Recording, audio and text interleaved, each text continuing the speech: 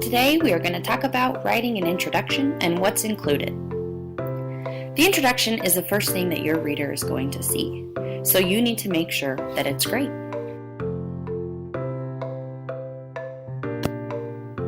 There are three main parts of an introduction: the hook, the background information, and the thesis statement. Let's take a closer look at each one. The first line or two of your introduction is called the hook. The purpose is to draw the reader in, make them interested, make them want to read.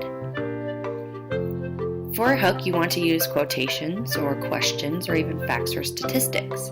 You don't want to say, "This essay will be about."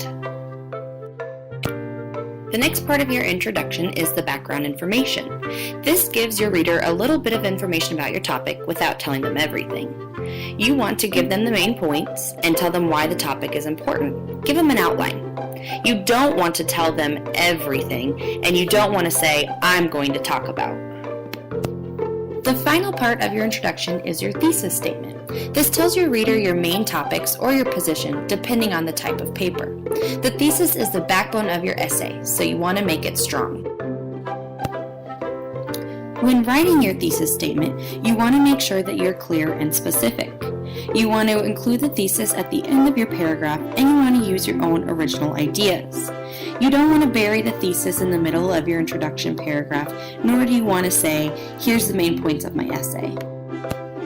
So there you have it, the proper way to write an introduction. Include a hook, background information, and a thesis statement.